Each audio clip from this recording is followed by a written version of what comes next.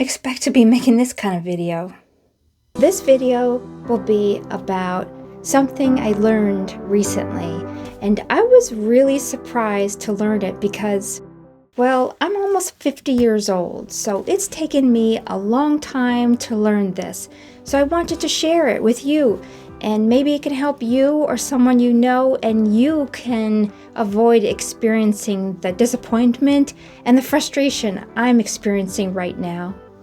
Okay, so this all started from this idea I had of putting a pergola into the garden. Right now we have a metal tiny gazebo there. It's very pretty, but it's actually impractical for what I want to do. I'd like to have more than one person fit comfortably underneath it with more space to grow fragrant climbing roses. It's just too small to do all the things I want to do. I began to look at lots of different pictures and started to get really excited about all the possibilities. So I started researching pergolas and thinking about how we would get it done. I found some ready-to-assemble ones from Backyard Discovery. I mean, there's a lot out there nowadays that are affordable. Then I started to think about, well, how could we secure it to the ground? We don't have some kind of concrete thick slab. So I started reading about concrete footings. Okay, well, how deep do they need to be? For us here in New Jersey, our footings to code would be 36 inches. That's what I read. So that sounds like a lot of concrete for DIYers like us to do, in my opinion. I don't know if you've seen my other video of my stepping stones. They didn't turn out too well. So I was starting to think, well, maybe we should hire somebody to do the concrete footings. So I went on this website called Thumbtack. It's kind of like Angie's List, but you don't need a membership. There's contractors on there that will really do tiny jobs, which some contractors won't even respond to a request for some small jobs. They're just too busy with bigger things. And there's people out there that will assemble anything you need, which is nice. Like if you have gym equipment, children's playground stuff, they'll come and they'll assemble it for you for a fee. So I asked about the footings and making it to code because I want it to be safe and secure and, not have any problems with it. One contractor replied giving two quotes, one being a lower quote if we pulled the permits ourselves. So I thought, well, maybe we don't even need a permit because from what I've read in New Jersey, you don't need a permit if a structure is less than 200 square feet, which our pergola would be. It's close, but it's under the 200 square feet. So I was thinking we didn't even need a permit. So the next step was finding out the information about permits, which led me to contact our planning and zoning township office website. And I sent an email to the zoning officer to see what is suggested and if anything needs a permit. Well, she replied that there is $100 application fee for a permit. So I didn't even think there was a permit needed, but okay. So I gave the $100 check along with our survey that she had requested and where the pergola would be and the dimensions. I included all that, and right after I emailed her, she replied the same day, and she said, you can't have anything. Your papers, please. Your papers are not in order. So I just want to say this. I don't want to misunderstand that. I mean, I appreciate laws and regulations. I really do. They make a country great. Law and order. And also freedom. So some of these laws I think can be maybe misinterpreted or just plain overboard. So I'll just read what she wrote. I just took a quick look at the application, and unfortunately where you are proposing to place the pergola is considered your front yard, and by the township code, accessory structures are not permitted in the front yard. Well, Okay, so I have to explain that we live in a flag lot. First off, we don't have an HOA. It's a detached house. We own it, and it is a plot of land that looks like a flag on a pole.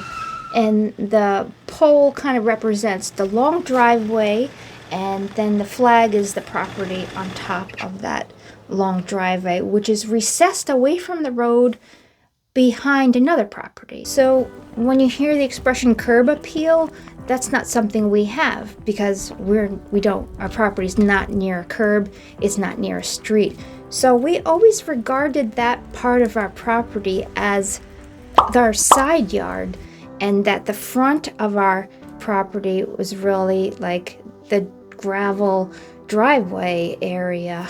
Hopefully it makes more sense, because even I never even knew what a flag lot was until we were looking for a house and we saw this one. She had said, "Do you want to or can you place it in the side or rear yard?"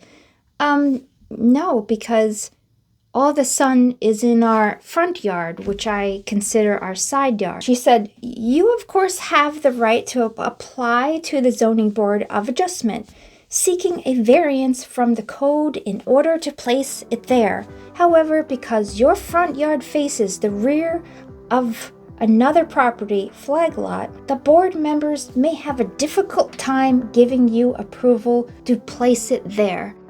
So that sounds like a big red flag to me. She's kind of saying you don't have a good chance. So it's not very encouraging, unfortunately. And it's just so bizarre to me because it's not a typical front yard. And how many backyards abut each other where people can see, right inside each other's backyard? What is the big deal, So I asked her what getting a variance request would entail, and this is what she said. To have an accessory structure, we would need approval from the Zoning Board of Adjustment. So that gives you a glimmer of hope, right? The application fee is $650, and the escrow deposit is $2,500. Basically, you would be going for a scheduled court hearing with the board, to which you would present your case as to why you need a variance from the land use code. You have nothing but spindly limbs and a dream. So you have to plead your case like a lawyer would, and I'm not good at that.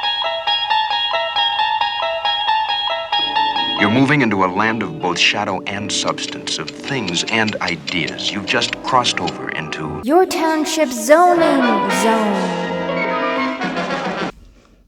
I'm not good at that. I feel like you have to be an expert at that.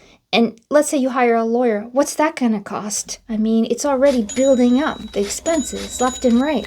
And I'm not comfortable talking to people. And even this is my very first time recording myself.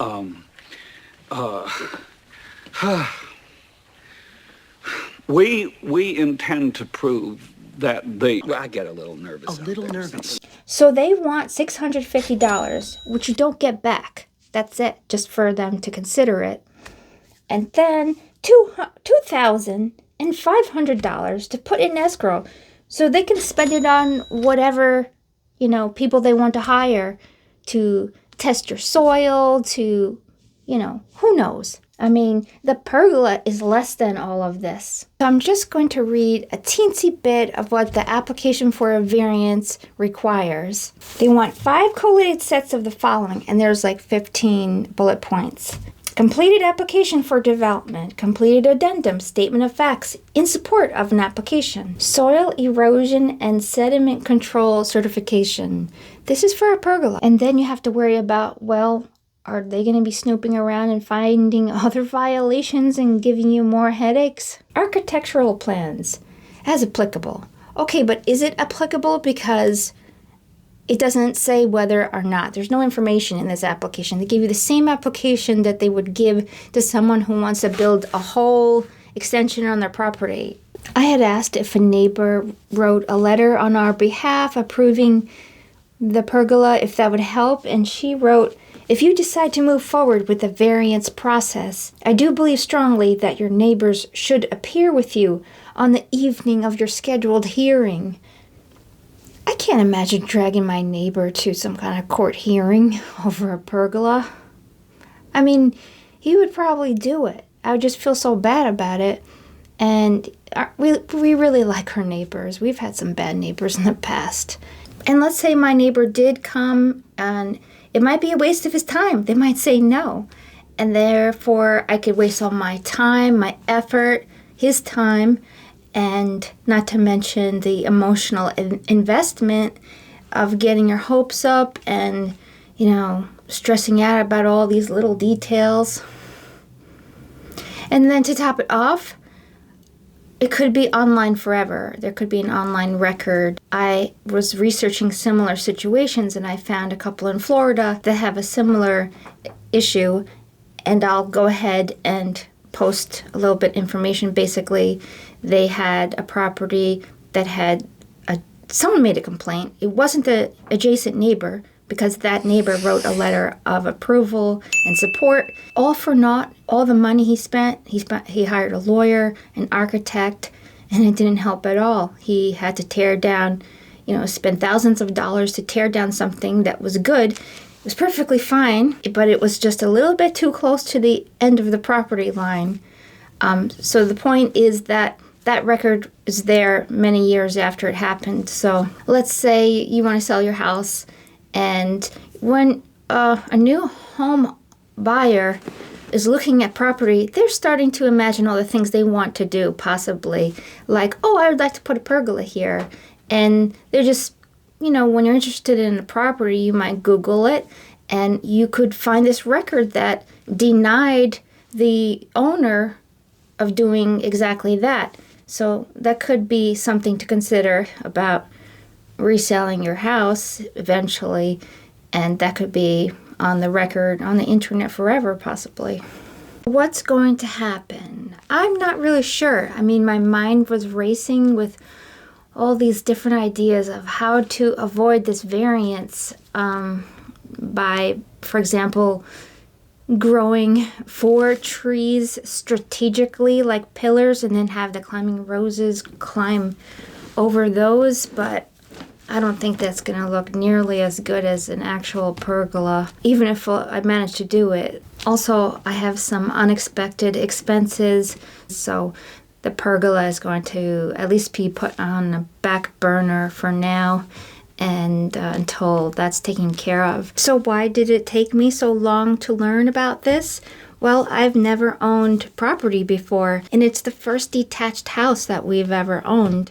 And it's new to us. And before that, I've always lived in terrible places, just terrible. With roommates, bad experiences, oh my goodness. Basement apartments, which in some ways is much better, in other ways it's kind of worse. I just wasn't prepared for this. And I hope it helps somebody else, similar to my situation.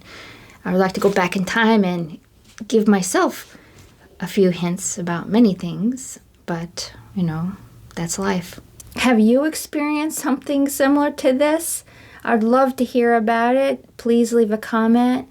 Please subscribe if you're interested in flowers. And have a good summer. See you soon, hopefully.